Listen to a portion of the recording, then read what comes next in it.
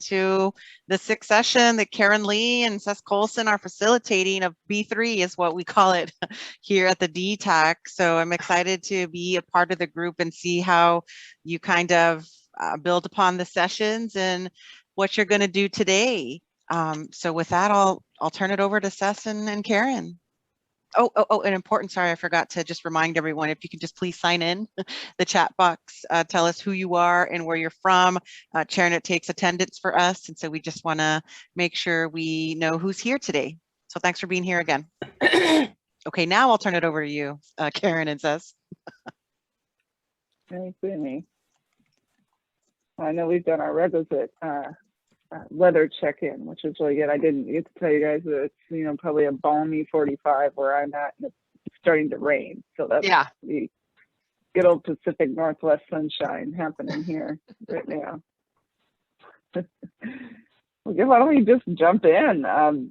Let's go to the next slide. I know, we just finished up with National Disability Employment Awareness Month. It was a big month. I don't know about all of you, but I saw lots of cool stuff online. And so now, just as our warm up goes, let's check in with some things you're noticing, some things you think were positive movements forward since we were together last. Anything come to mind for anyone you want to share? Well, I'm going to volunteer Abigail. There she is. Yes. Hi, everybody. Our big update from last time is that we've finished putting together our steering committee. We've filled all the spots we wanted to fill, and we're in the process of scheduling our first meeting.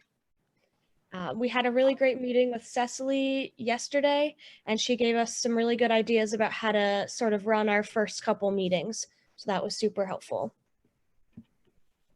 Great. Congratulations. Very exciting. Yeah, super. I don't see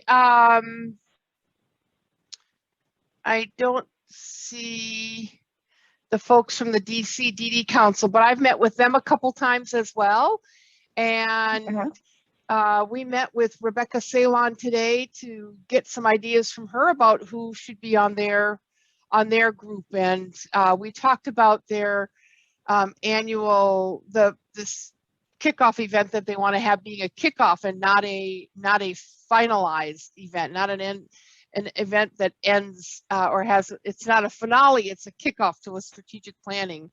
So we took a look at that. So Kevin's not on, and I know that Allison's on leave for a month, so we're moving on. That's exciting. This is probably relevant here. I know Sheree reached out to me, and I owed her a response on her question. I'm gonna call you out right now, and have you pose the question to the group about it was about high performing states, really, right? What you were looking at, trying to find out where the bright spots are in the United States. I just got a call that I have to take. Okay. I'm sorry. We'll postpone that. We'll put a hold on that till you get done with that call, because I think this will be the right group to talk about this with.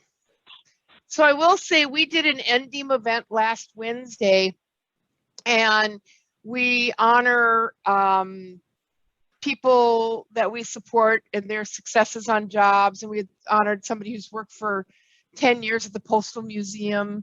Oh, there's Kevin, the Postal Museum. And then we honored some employers, and our keynote was an employer from DC, W.S. Jenks. It's a hardware store in DC, and he was actually interviewed. So President Biden went out on a stroll about 4 or 5 months ago, and while he was out on his stroll, he stopped by W.S. Jenks to talk to small businesses to say, how are you doing? And a couple news groups were there. And the very first thing he said, Mike Siegel from W.S. Jenks, is, I want to tell you about the value of hiring people with disabilities. So it was very cool. That's the very first thing he said, but he was our keynote this year. And he talked about it's just the smart thing to do, and why he was hesitant at first, and now he's creating job fairs for his colleagues that are also on the H Street corridor here, and helping them to hook up with people with disabilities to get jobs. And so not only is he a former non-believer turned believer, but now he's actually a promoter. And he spoke at our, he was our keynote at our event. So that was a huge win, I think. That's awesome. You know, I was going to share, since we're in the kind of recognition sort of lane for ending. Last week, I was a part of, our crew was the production side of a big event in Georgia, and was spearheaded by Georgia ABSI, and had supporting sponsors from the Association of County Governance in the state, and the Mayor's Association, and the Georgia Chamber of Commerce. And we had over 100 people sign up for the event, and about 80 some folks attended to it live. And Georgia gave away 7 awards for the first time, recognizing some great work that's going on with providers and businesses in the state, and honored a couple people with disabilities that are employees of businesses in the state. And we had the CEO of the Georgia Chamber did a 10-minute recorded presentation. And the thing that was striking about what he shared was the demographics coming up for business in Georgia.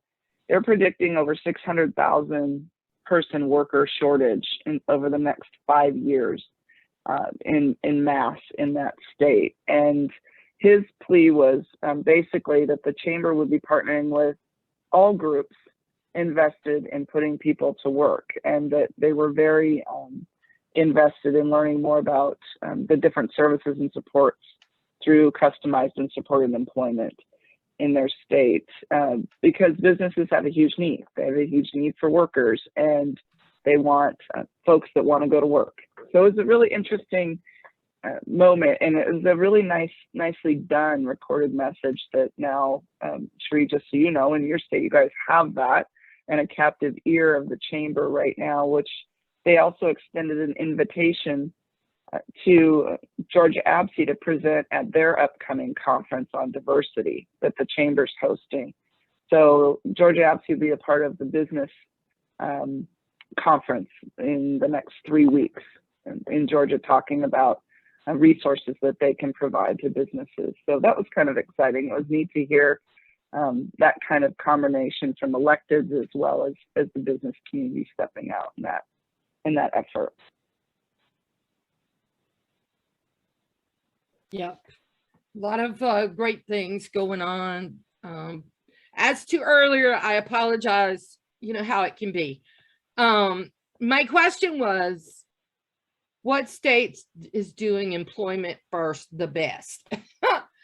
Because Georgia's not doing well.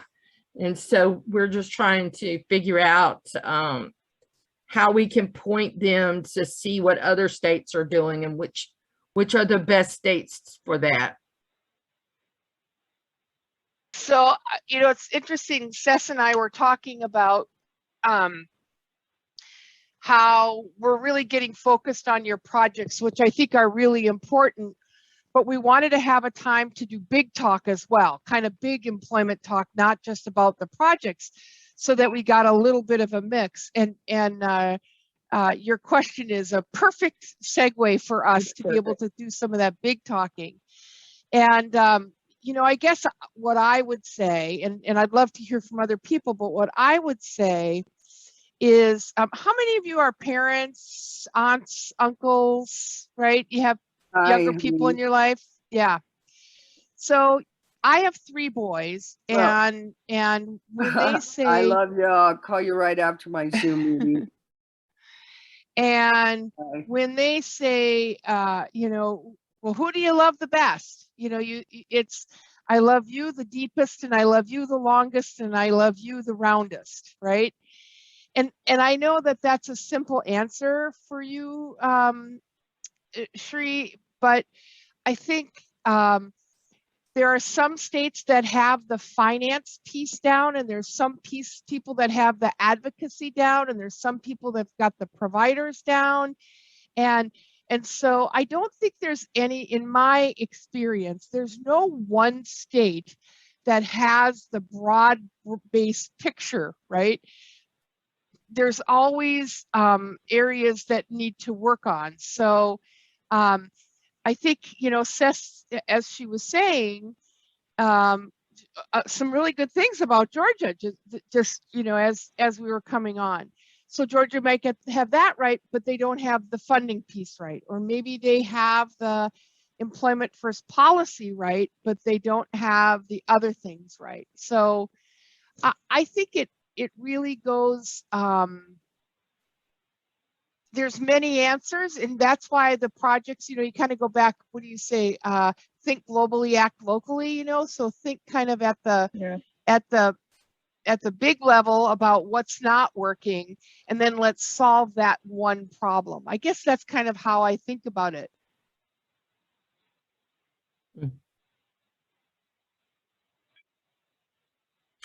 Right. Well, thank you, Karen. Is that your national experience, Seth, as well? Yeah, I think, you know, if you look at just performance overall across the country, we've got a long way to go.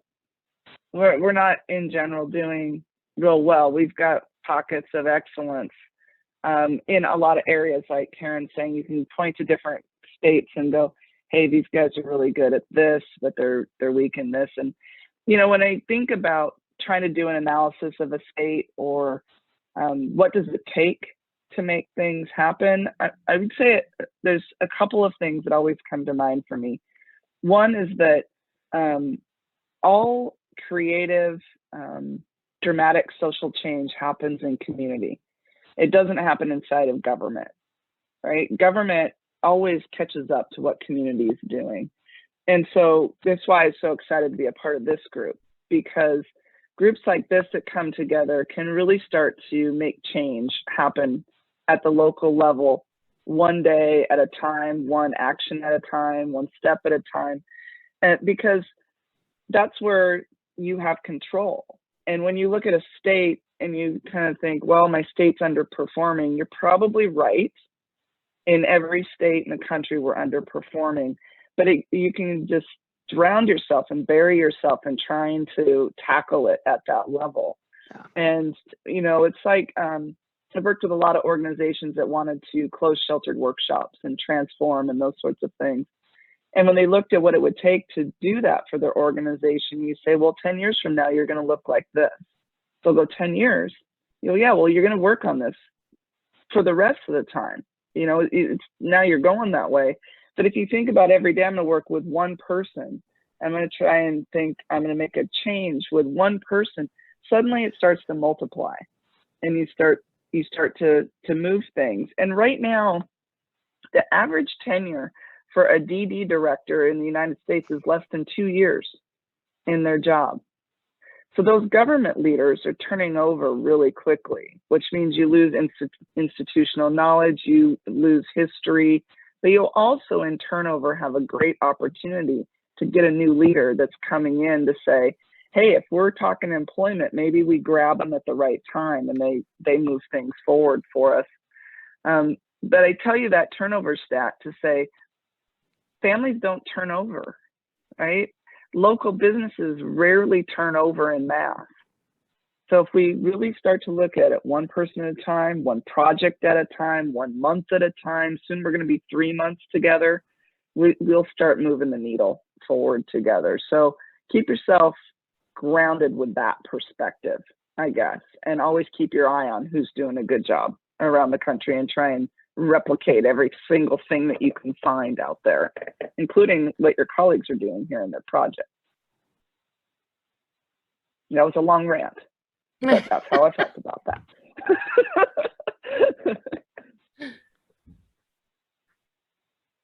Thanks, Cecily. Sure. Anybody else have anything fantastic to share? Well, let me just say that we have put our agenda together and we are ready for our first meeting, which will happen on November the 8th. Yay. Good job. Excuse me. All right, anybody else?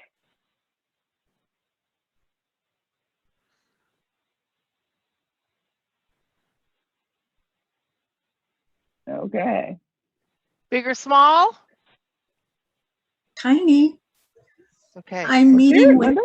I'm meeting with the first person whose parents are going to try customizing employment for her and making sure that her last day under IDEA is the same as her first day when she's no longer eligible for that. And I met with her mom because she was she was doing something related to the transition program that she's in, but she's really excited about it. And she's really excited about doing some additional discovery and teaching people how to pay attention to people like her. So I'm excited about that. And that's on a really tiny, tiny scale, but if we can make this work, we may have a mom who is able to help other parents take the lead and with their kids. Because our state, Sherry, you asked what states are good. Ours is not. Well, and it's interesting that you say that, Linda, because your state is being held up right now as a state who has figured out funding, how to create a funding paradigm that is supportive of providers, but yet affordable for the state. Except that I was talking to a dear friend of 40-something years yesterday, and we were commiserating about how the economy here is so bad right now and how we had an increase in wages for line staff, which increased their wages in many cases so that they're making more than their supervisors. And after the pandemic, so many people didn't come back to work. And so even people who were in services are not coming back to services because there's nobody to support them and meet their minimum staffing requirements. So yeah, I mean, anybody can say we're doing a great job, and we do have some pockets of excellence, but as a whole, we did get 3 state agencies to agree on a funding mechanism. Woohoo. How are they? Believe it or not, that is a huge win. Well, yeah, except that you know how much money they wasted because the DETAC Council had funded the development of a curriculum shell. So all they had to do was go through that and pick and choose. They rewrote the whole thing from scratch. How many months out? How many months later? I mean, that's the kind of lack of communication, and it's just really frustrating. But yeah, I just think anybody can say they're doing a good job, and in some cases they probably are doing at least some things right. But I agree with you that if you look at the overall landscape, we have had lots of wins over the decades, but we've also got a long way to go. Yeah. Nobody's retiring from this field saying we've conquered the world. Do we have the folks on from Mississippi today, East Mississippi? They are not on. I know they were having a hard time getting on our last meeting. Sharon, you want to drop them a quick email? You mean South Mississippi? South USM? Mississippi. I'm on. Okay. Oh, there's Great. Laura. There she is. I was looking in the chat. I didn't see any. Okay. South Mississippi. Sorry about that. That's It's okay. Okay. How are things going with you? It's a slow progress. we take a little wins at a time. It's just been really, I think, difficult. Trying to get that between VR and as a provider, trying to get everybody on the same page. So we're still working on it. We have some great VR personnel, but we also have some severe challenges in certain areas. So we'll take what we can get, though. Yeah. Your group was thinking your project was going to be to create an expanded pre-ET services. Right. So did you bring together a group of people to start working on it? Well, we have our small group. We haven't like branched out any further yet. Right now we're hoping they're hiring some new positions with VR, so we're hoping to try to get one of the VR staff to come to the table with us. And we're having a hard time. I don't know if other states are having a hard time, but we're having a hard time this year with schools and just even getting teachers to email you back. It seems like they've made some changes and that have just made it so much harder for our teachers to even cope with the load that they already had. So now they're just not even have time to even email you or even meet with you. So it's been difficult in that. We're still trying to set up meetings and get those people on board. Okay. I think we wanted to hear from the North Carolina Council too. I see that they dropped a piece here in the chat. You guys want to jump in and tell us what's going on there? Sure. David already put it in the chat, but our win is our project goal was to work on an initiative, a fundable initiative that we could present to our council. And I've been working hard on it, and David's been working along with me. And on Thursday, we'll have our council meeting, and I will present those ideas and request permission to pursue those ideas. So we're looking forward to some forward progress with that. Awesome. Awesome. Great. Do you have any, when we get into smaller groups, if you have a presentation or anything you want us to take a look at or give feedback on, happy to do that. I can pull something together. Do you have a presentation that you give at it? Well, I've developed a one-pager, and actually a lot the specifics for one of the ideas, because I'm presenting 3, really worked on clarification last time we were here. So got some feedback from you to so that it'll be more clear as I present it to my committee. Good. Even if you can't get it done today and you want to send it sometime this week, we'll take a quick look at it. And okay. Yeah. How exciting. That's wonderful. How we done? If we got all of the good news? This is Dee Dee Formaster. Hi, Dee Dee. Hi. I had something interesting happen this week, actually yesterday. It was one of those God things. I got a phone call, and it was a lady who is moving to the area, who did her thesis and master's project on gardening projects for the community. And she has an associate's degree in advertising.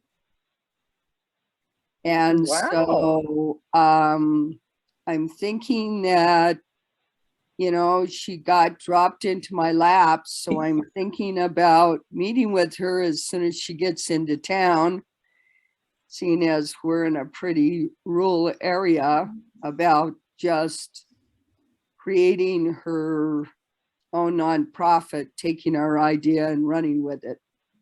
So that's what I'm hoping for. Do you know how she got a hold of you? Yeah, through a colleague that volunteered through the VISTA program that I helped about 5 years ago. Okay. And so I was very excited because people like that don't come to the rural areas every day. I always try to find out from people, you know, how did you connect to me? And you know, just sometimes it's like you said, it's small, it's rural, it's that you're not going to be collecting data, right? There's no data to collect, but just kind of to hear those stories, I think just help us to know going forward about every connection and what it could turn into. Well, you know, the VISTA program has been a wonderful connection for our small, you know, nonprofit. It is but a lot of information to us and a lot of connections. And I think people often think or forget about the VISTA program and all the positive things that they can bring to a small rural community. And so I think they're really underutilized. And we need to think about utilizing them more, especially for special projects. Yeah, it's a great idea. That's awesome, Dee Dee. That's great. Did we get to everybody? Never want to shortcut good news, you know? All right. Well, how about we kick this in gear and move forward here. Let's go to the next slide, please. So just a little review about today. We're going to spend just a few minutes talking, kind of spending some mind time on the why of employment. Inspired at the end of our meeting last time we were together when we were talking just about how to handle people paying sub-minimum wages as an example. I like to call those things like objections to what we're trying to work on. So we'll talk a little bit about, we'll give you some content, maybe, you know, a little more language around why employment's so important. We're going to break out into our rooms again and spend some time working on conversation around our projects and really, you know, see if we can dig into if there's any obstacles that are coming up and objections specific to the things each of you guys are trying to do, and make sure we revisit just how we're communicating about our projects. So we've got the role stuff figured out and that we know how we want to be telling everybody or who we need to be telling about what we're doing. So those will be our focus in our breakout sections. And then while you're in your breakouts today, really start to think about what kind of themes you're starting to hear amongst yourselves. Right, we'll come out of that and we'll debrief and have some open space to again go big on our conversation to end today. But we'll talk a little bit about themes that are popping up amongst all of us, and we'll have an opportunity to just open it to any questions that any of you might have. To, you know, this is a great think tank, as you see when we're talking about the victories that are going on and the big and small wins, but also we can use each other to start to kind of tear apart some of the things that might be getting in our way. So that's the rest of our agenda for today. Let's go to the next slide. So just to reiterate, we're going to speak the why of employment. We're going to work on that a little bit and work on our projects, and then we're going to dig into some things. So I'm thinking we want you guys check your mutes there. Let's mute everyone, Chairnet or Donald, please, minus our lovely speakers. Thank you. Thanks, Amy. And let's go to the next slide. I thought I'd tell you guys just a little quick story. You know, we each have our things, like we talked about in our states, where, you know, there's some things you're known for. We could maybe at some point, Karen, we should do an inventory about what we think different states are known for, because that could be kind of fun to kind of see where, you can brag in each state about something that's going really well. One of the things, if you grew up in employment in Washington State, that you get trained with, this went back to when I very first was an employment consultant in the early 90s. By the way, I was in grade school then, just so you guys know. It was the early start for me. Was training on values and why employment's the thing that we work on, right? So there's this culture where I come from about always going back to why. And it started at the top. It started with the most senior leaders in our state. And even today, you can come to my neck of the woods and you're going to hear the spirit or the culture of employment kind of bleed through. Doesn't mean we have everything figured out, but we at least talk on a similar game, in terms of why we think employment's important. Our former DD director, her name was Linda Rolfe, and I actually followed under her through most of my career. When I was doing work in the field, she was a government official and ran our DD department for over 12 years, and retired about 5 years ago. She was one of those long people. She's a long tenured, what I'd like to call one of the bureaucratic divas of employment. I went down to her office in her last week of work before she retired, and I took my iPhone and I said, I need you to tell me why working is important. And I turned on my phone, and this is the video. It was a one take, and then we walked out, talked for a minute, and I left. And so I thought I'd play this for you guys today, and then kind of give you, it's only 2 minutes long, and then I'll give you just a few points just from culturally how we look at things. So Janet, can you go ahead and play that for us, please?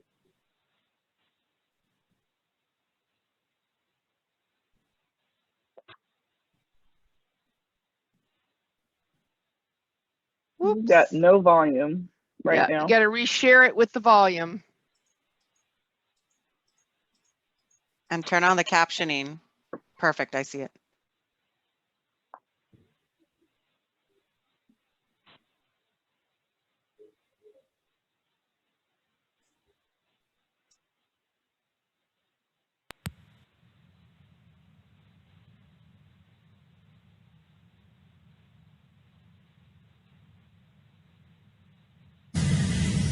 Every person in the world, including people with developmental disabilities, deserve health and safety, power and choice, status and respect, integration, relationships, and competence. And in this field of developmental disabilities, there isn't one support mechanism that accomplishes that more effectively than employment. If you are a person, if you meet a new person and about to make a relationship, what's one of the first things that people ask? What do you do? And if you have something to do, you're automatically a person with status. If you don't have anything to do and you don't work, that's a mark against you. So they're having something to do, having a job to go to, means that you have purpose in the world, that you contribute to the world. A job means money, so that you can do things in powerful ways. You can make choices that you can't make without money. You can be a person who is recognized as contributing to your friends and family. Sometimes you can buy them dinner, etc. Health and safety. If you have a job, you almost always have health insurance with that job, and that makes your chances at having a healthy life a little better. It also means that there are other people involved in your life besides people who are paid to be there, and that means you have a little more safety than someone who has no one in their lives other than the people who are paid to be there. And relationships. I've had 40 years of experience in this field, and my whole life in terms of relationships, has been pretty much dependent on the people that I work with for the kinds of relationships that give me purpose and give me satisfaction and give me joy. And if you're a person with a developmental disability, you deserve that as much as I do. And competence. There is hardly anything that you can do every day where you are expected to learn something new except a job. And that's why it's important for people with disabilities and people without disabilities to have something to do during the day that gives them purpose and contribution, such as a job.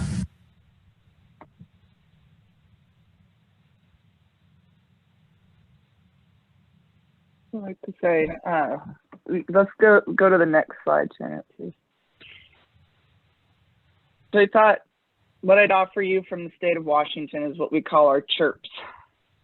These are the values that we use in our core employment training. And it's a summary of what Linda just provided to us. Is we all try and learn why employment's important. And we have something in our arsenal to handle an objection whenever somebody says, yeah, but, or don't you know, or this can't happen and this is why. If you stick to the CHIRPs here, you can actually go at almost any angle that might make sense to you. You know, whether it's the health and safety angle, whether it's just integration, and we know why that's important to us, or relationship building, or the choice conversation, all of those things. So yeah, I offer this to you as just a mini tool, something for you to keep in your back pocket. And just really quickly, Linda did hit on the value of money and earning a paycheck. And we'll share with you that this gentleman, you don't see his face, his name's Ruben, and he has a supported employment position at Fred Meyer. Now married, has a family, and this was his first job. With his first paycheck, he went out and got this tattoo. Much to the joy and fun of his boss, sharing that with the employment professional who placed him there. So I always like to say, if anybody wonders if people value money or not, I always think of Ruben's tattoo, by the way. I think it's just so cute. But anyway, those are the CHIRPs. Those are the values that we build our employment programs on in the state of Washington. Feel free to use that however you like. And you'll get the PowerPoint. Linda's video is on open access on YouTube. So if you wanted to show that to anybody, it's 2 minutes. I think she sums up from her perspective what she thinks about why employment's important.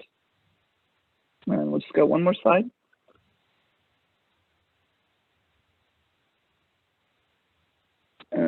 I offered you one more set of kind of a little bit deeper in terms of thinking about why employment and how to handle both the promotion of it as well as the objections sometimes people toss. But I think the other way that I've had several parents tell me over the years that people need to contribute and participate, and that means they need a job, a place in the community, and friends. And I think that's very similar to how my parents told me things too. I don't think that's a disability angle at all. I think those are kinds of things, there's the three legs on the stool that we're all thinking about. But I also like to say that if your state happens to be one of the states that's stronger in data than others, that we can actually show with the states that do have good data systems that employment's one of the best investments the government could make, because it has return on investment.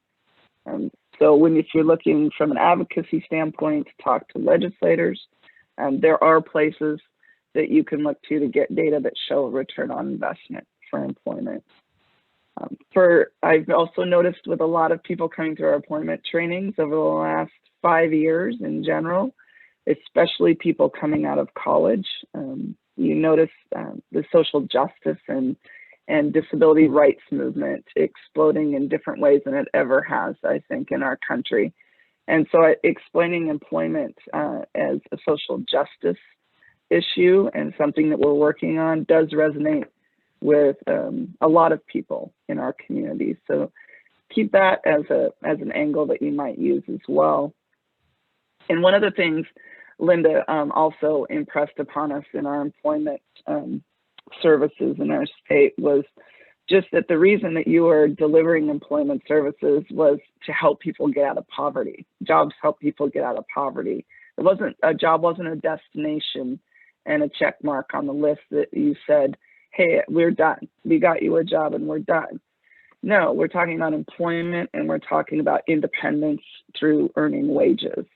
And participation in society is harder when you're poor.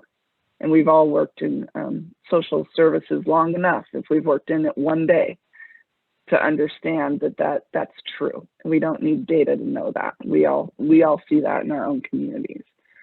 So yeah, there's a couple of tools for you to play around with in terms of spreading the why about employment. I think it's an important thing for us to be working on and talking about all of the time. So I'll just pause there for a second, see if anybody has any questions or comments about that piece.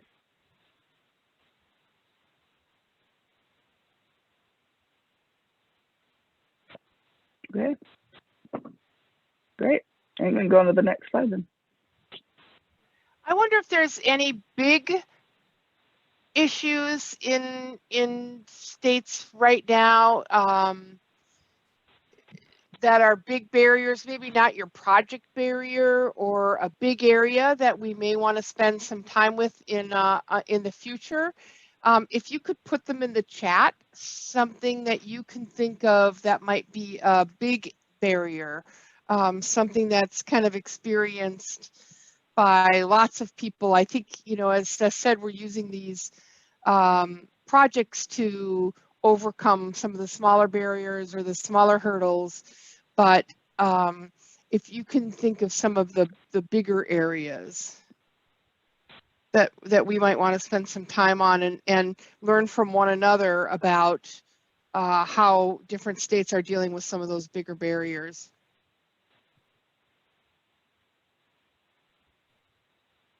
Okay. So we ready to break out into our back into our groups again? And how long do we want to stay this time, Seth? Just taking a look at my clock. Why don't we go 20 minutes? Okay. Okay. I'll give time to come back and debrief and then talk a little bit more big picture. Okay, good. So room number one, we'll take, I'll go into, you want to put up the rooms, ChairNet?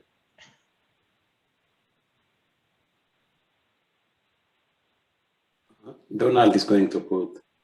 Okay, Donald. Okay.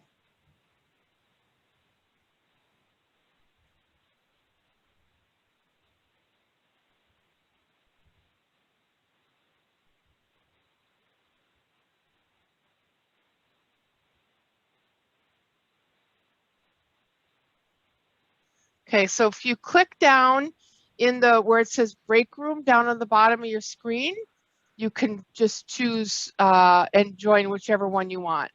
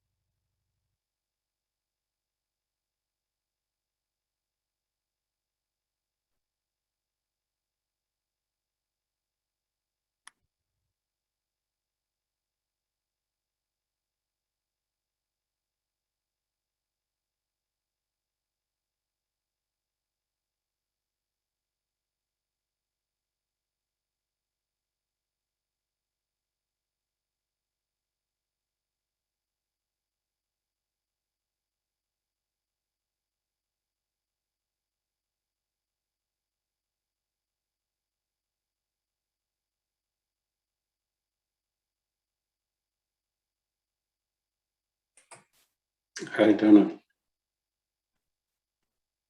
Yeah. The captioner was off. Do you want to reassign her? Do we know which group she should go in? I'm not sure. They didn't respond actually.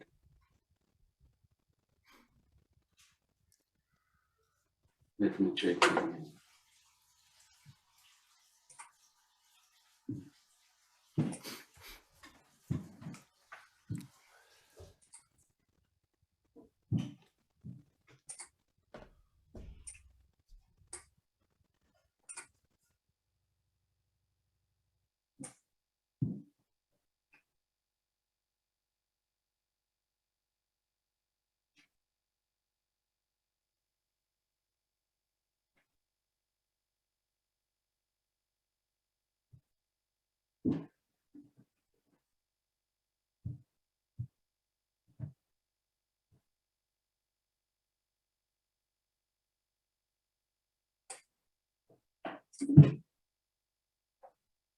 Yeah, you can assign her with Linda. I think it's with Karen.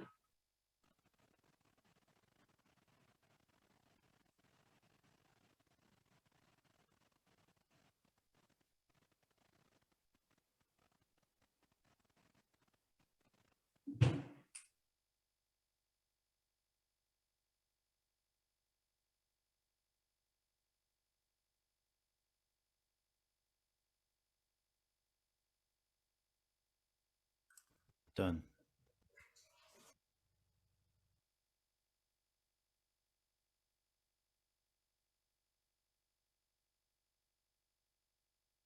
Yeah, it's still updating, I think. I see it's not joined.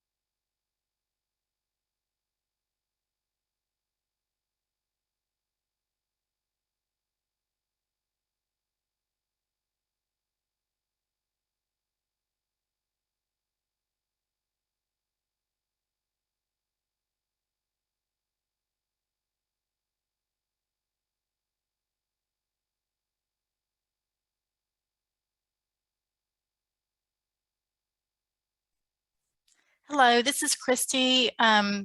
Someone has to go into that breakout room to actually assign me to top.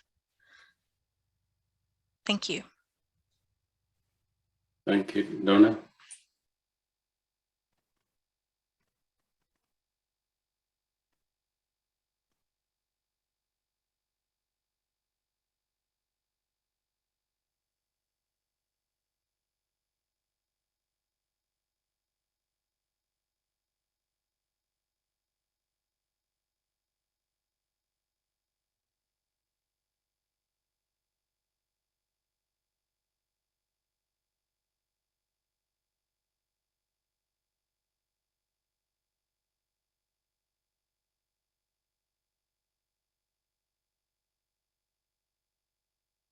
Like my whole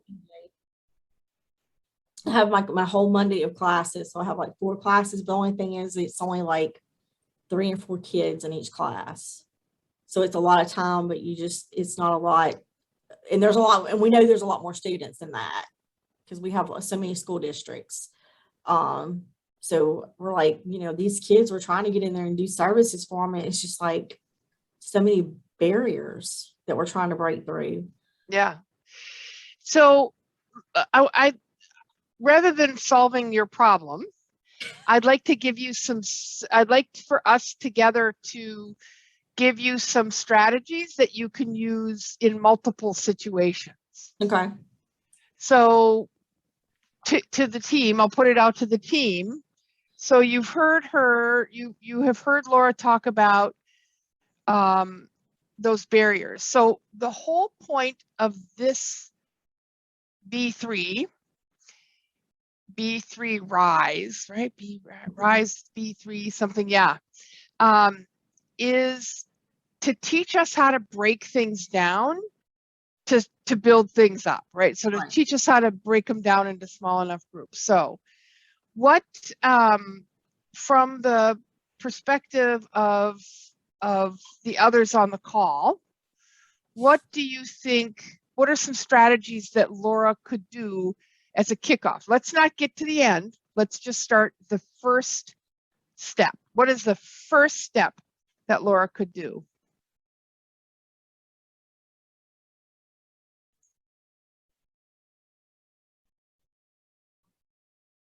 What are some strategies that you've used?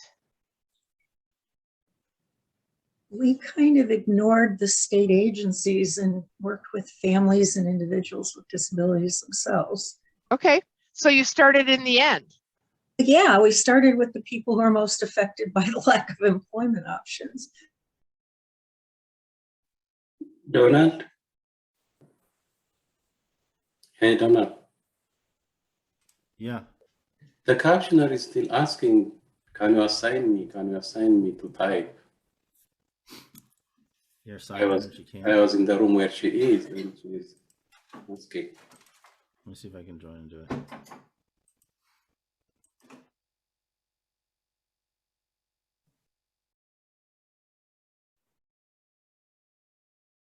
You still see my screen, Donald?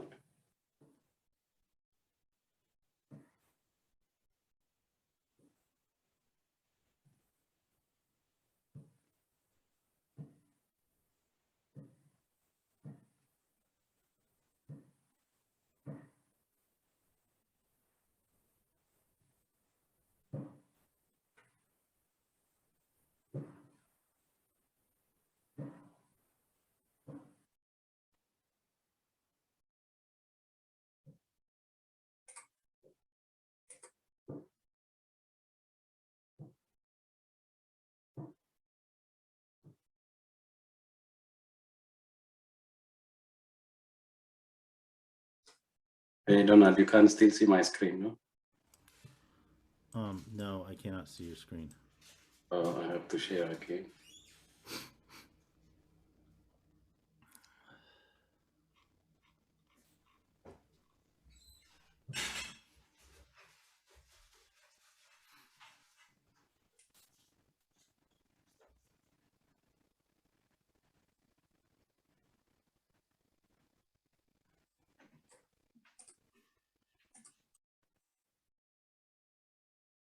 Now I can see your screen. Okay. So that means when I leave, when I join breakout room and when I get back, it's not allowing me.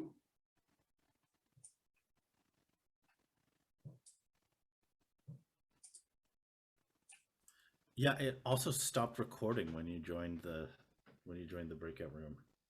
Yeah, because I see a message, Donald ask you to join. Yeah, no, I just sent you. I don't see that you can assign the captioner in the breakout room, which is like a major screw up. Seems like you can't have captioners in the breakout room at all.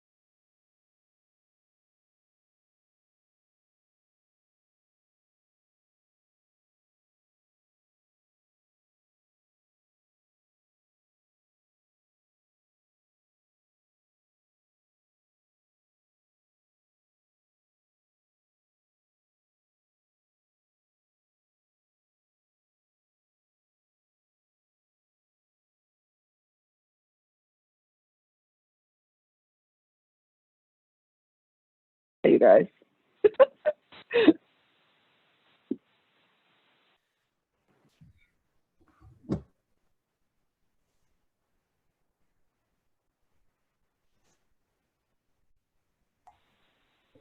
Okay, well, that time flew by.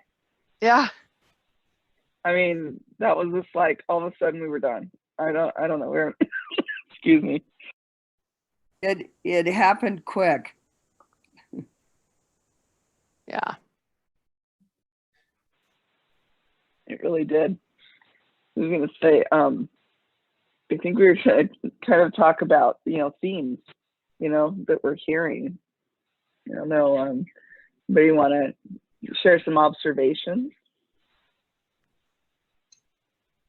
I will. This is Cherie. The thing that I really clutched onto was when Cicely said, we need to, a lot of people forget to talk about how do we engage the employers.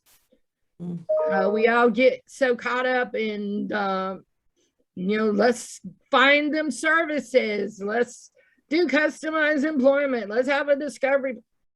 And she said, how are we engaging employers? And the light bulb went off and I went, wow, we totally left that out.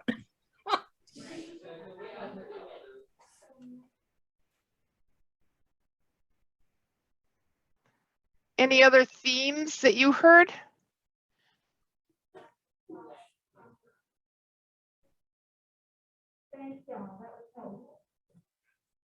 Anybody want to share from our group some of the themes that we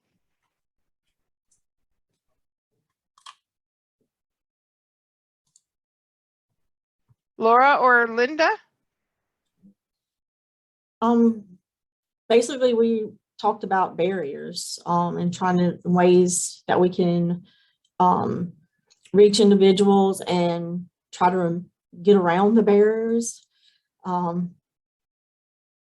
So we talked about reaching out through parent groups, through meetings with district managers of VR, meetings with the superintendents of education.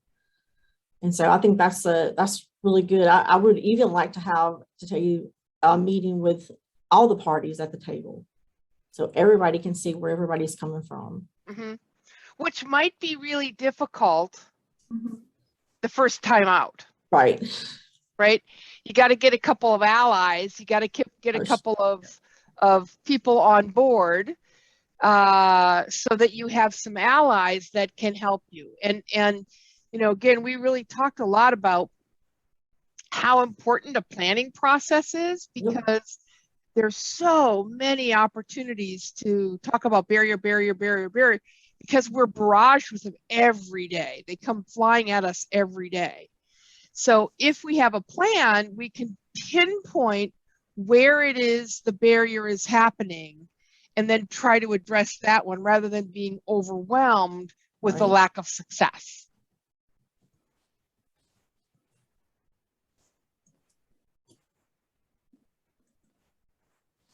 One other thing that I was hearing, we kind of had two lanes in our conversation: the employer, the employer engagement lane, but then we also, this has come up the last couple times we've met, is around support from VR for folks that don't have a waiver service at the end of the shoot from VR. So that is something where we were, kind of looking at, it's a big, it's a 30,000 foot sort of moment, but it's also, okay, how do we start to think about educating ourselves and connecting ourselves in a way that we are working with employers to try and make sure that they can be part of this solution. So that's where we went from, we have this problem with this VR funding thing, and we pivoted over to a conversation about, okay, employer engagement. I did want to say the one thing that keeps coming up in my travels is, I don't think there's ever been a more opportune time for supported employment and customized employment skills to be of value to employers. Employers are diversifying their workforce. They're at least speaking that language like they've never spoke it before. and they also are in need of people. So you've got those two factors going on, with social change being with an exclamation point right now, and worker shortage. So how can we use our resources and our skills and our understanding to try and help build more like-minded people inside of employment settings with employers? Because we don't have to do fancy training. We have to do basic training on what it means to integrate somebody and have some extra supports or have some extra tools in your toolkit, HR folks, to try and help with being more open and welcoming to a range of customers, not just people with disabilities. So there's something to think about as you're moving your projects along. Just don't leave those employer folks out, in the conversation. Always try and bring up ask what are employers doing, or how could employers be a solution to what we're trying to do right now. I also start with employers that the family knows, to get them on. It's kind of like developing a circle of friends. I don't expect you to be a friend to this person, but you probably know people have similar interests. So could you help us with those and invite them to the next meeting? So having families really look at what their connections are, and sometimes they're really surprised because they didn't know they had so many connections, because schools really do a good job of isolating families, I think. And so helping them to see that and to make some of those connections so that they are speaking employer language, and their network. You build on everybody else's network.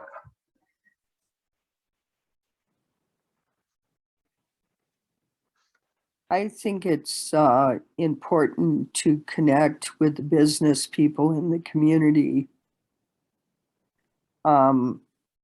So attending public meetings and just starting to talk about the situation in community meetings, like by saying simple things like, the disability community has lots of people who need employment.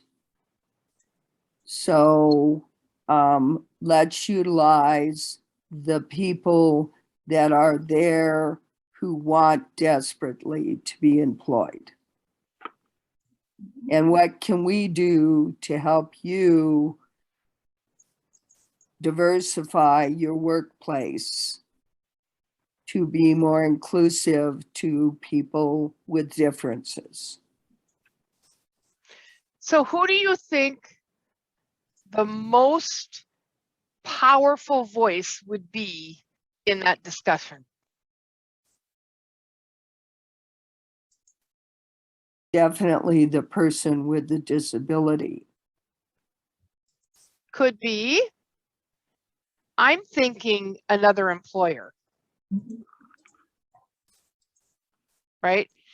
And it's a little bit of what we were focusing on, Laura, which is you only really need one success, right? There's that whole Simon Sinek, the distribution of, I can't remember what it is, but it's where he says, once you get two people involved, all you have to do is, you just have to convince two people, because they'll start to do the work for you. They'll tell your story. And a really good employer, one situation, one story really does it. And I was telling you about Mike Siegel from W.S. Jenks. He said, I was skeptical at first, and they were relentless. And he said, Chelsea, who was our instructor, said, didn't tell him he was wrong. She didn't tell him that he wasn't, his perceptions weren't correct. She said, it seems to me like you're a really good employer, and I'm just going to come back and visit you now and then. And if you don't mind, I'd like to bring somebody to meet you. And he's like, yeah, whatever. And so she built that relationship, one person. And I know that he is exemplary, but I can tell you that every one of you works with at least one employer or your local providers, or you could probably name, right? Because they've probably gotten some awards, they've been recognized, they've been spoken about. So somebody who has demonstrated the values that can speak the language, right? We want self-advocates to be advocating to self-advocates, and we want families to be advocating with families, and we want employers to be advocating with employers.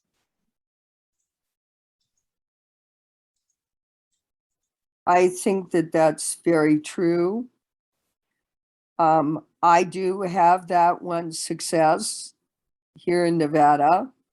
I have a young man who has been successfully employed because I have been in this business or running my center for 24 years now. He has worked successfully for 15 years and is now an employee of the state of Nevada, working directly for the WIC program. And he's been extremely successful. And he's a good speaker.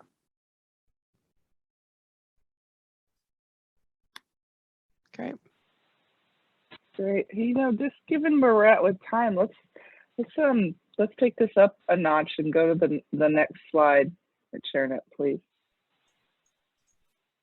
And just like Karen said earlier, you know, trying to think big, right? Trying to go, okay, well, we're talking about through our projects, kind of the themes that we've seen here, and you see how you're starting to find these organizing principles, right?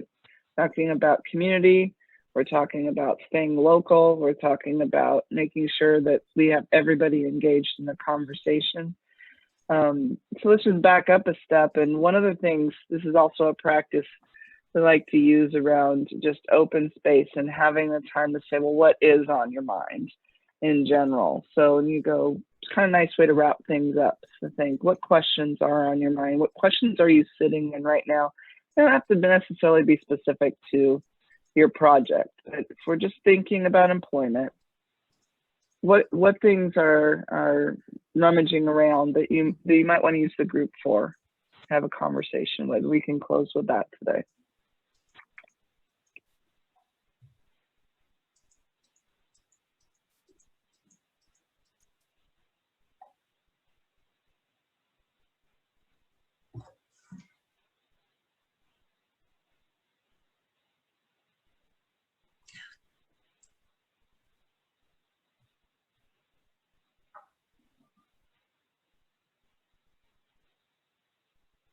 I would like to know, seeing as we have a lot of different people from different states, about projects that may have worked to be able to get ongoing job coaching.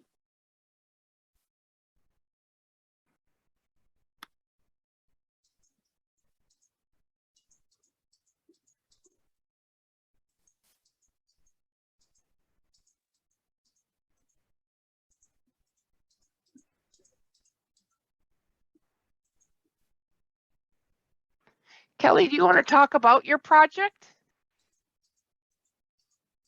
I talked a little bit about it in the breakout group with that Dee Dee was in, but yeah, what we're trying to do for our goal is to create a disability hiring program.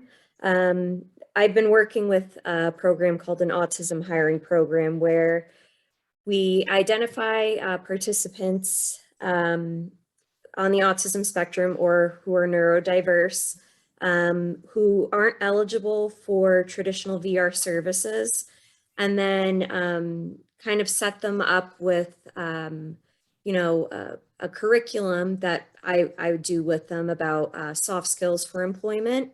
And then we have an ongoing peer group. So the people that are participating in the group can kind of have that peer support. as they're all trying to identify jobs. And then we actually have a employment liaison. So that's the person that kind of acts like the job coach in this scenario, where we kind of identify what the participants' interests are, and then tailor the employers identified to what their interests are. So you're not kind of trying to fit a person into a job that maybe they're not interested in, but you know, it's a job and that employer is willing to take them. It's more so, you know, adapting to that individual's interests and needs and saying, hey, well, also providing education, saying, hey, we have this great person, you know, and providing the employer with the tools to kind of set that person up for success in the workplace. So it's on a very small scale right now. I mean, we're just doing it in one county, but our goal is to kind of sustain that and identify funding to kind of keep that going. Whereas I know a lot of you have been having difficulty with maintaining or just having job coaches stay with the person long enough. It's the same thing here in Maryland. So this is just kind of taking a different approach to that. I hope I did okay with explaining that.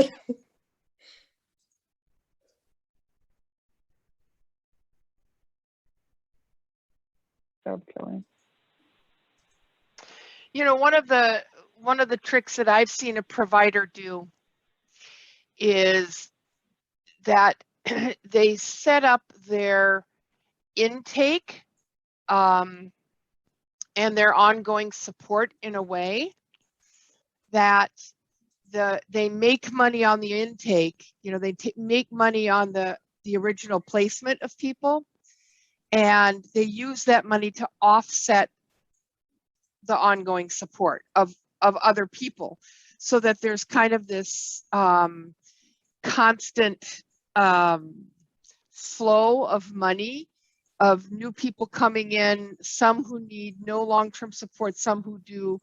Or I know that in DC, for us, we have kind of a formula that we support people who need ongoing funding, and so we might have 2 that get ongoing funding with 3 that don't get it, and that group of 5 kind of pays for the staffing level. And I know that that's not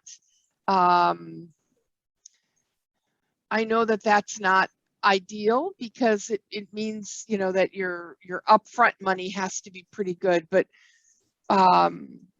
and our upfront money for VR in DC it's a good rate, so it kind of allows us to, let's say, do pro bono work basically for people, but we stay balanced, and we know how many of those people that we can have at one time to offset.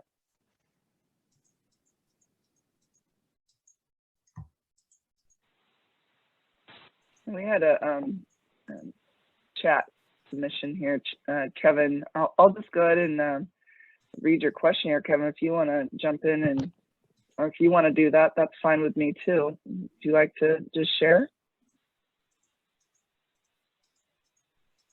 So I'll share. So yeah, that'd be great. I put a question saying that, like, so I do a whole bunch of conferences, and I do a whole bunch of panelists that I speak on, and all the questions that people on the panelists always be asking me is what barriers that I face or even disabilities are facing. And then I made the notion of, I know that, like, I'm a person with a disability, but I feel that, like, doing my little, like, doing my growth for I guess do high school, college, and to work, it felt that, like, I ain't really faced that much of challenges or barriers, and keep him a great, awesome success stories for people in different states, for like individuals with disability doing absolutely lovely work. I'm starting to figure to myself, are people with disabilities are even facing barriers, or is it the system just failing us? It's just not giving us the opportunity just to express ourselves at these job settings? Because I know that I come out of college, people told me that like, oh, trust me, Kevin, you could get a job fast. Since I have a disability, I had scheduled a letter and everything, but it still took me almost 3 years to find work in a way. And by me doing training for people playing together, where I train participants who has the disability in a way, I'm starting to see now that like, because when we talk about, I train them on how to use the trajectory that the UMKC China Law course pretty much developed, and we focus that on employment, but half of the participants, they're not really there or not really sure what kind of employment that like they might want to take in the future goals. Right.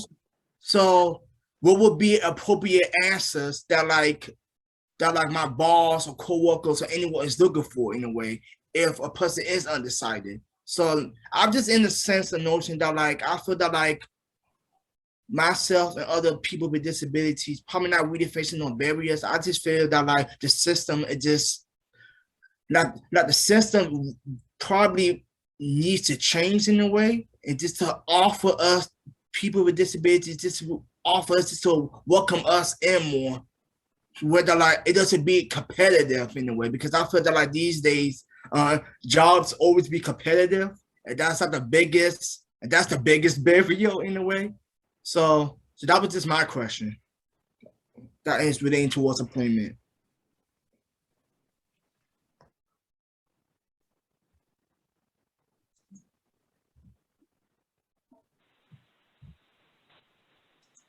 Tonya, one of the things that made me think when you were talking is just about a changing landscape.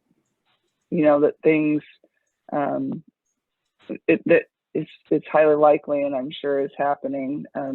I've seen it, where some of the structures and norms are lagging well behind what people's needs are right now, and aren't as flexible as or agile as would need to be in order to fit all the different opportunities that are coming people's way. So I wonder, you know, in terms of thinking about just creatively what things, ways we can weave maximum opportunity kind of and uniqueness into these projects in a way so that you can look at a range of opportunities matched with a range of needs. So it's kind of like the way you can test those things out is with innovative projects like these, to see, you know, be really, I think we're all really hyper vigilant about defining what we've accomplished. That's going to help move the needle just a little bit. Won't solve everything, but I think that's how we start making those changes. Your point's really well taken.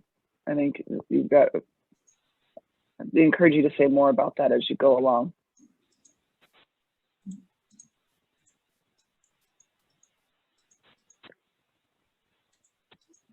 We're getting close to the bottom of the hour. Let's see here. So we'll make sure you all get this PowerPoint with a few slides in there. And I don't have, Karen, do you have handy when we meet next? I didn't have that ready, teed up. Look quick. I can pull it up if you need me to. Just let me know. Oh, that'd be great, Amy. I think it's the, okay. Is it the? We're a couple weeks out again? I think we're back to, no. Yeah, we're back to, we're on the 16th. Yeah. So another Tuesday. Okay. Okay, great. And then also the 30th, which is another Tuesday. Oh, good. You know, we're getting into that kind of midway point here in the project. So definitely, as you're starting to get your communications out now and you're starting to have your meetings and all of those things, if there's anything you guys run into in the next couple of weeks, just make sure you ping us for questions or even short connections. Don't be shy about that.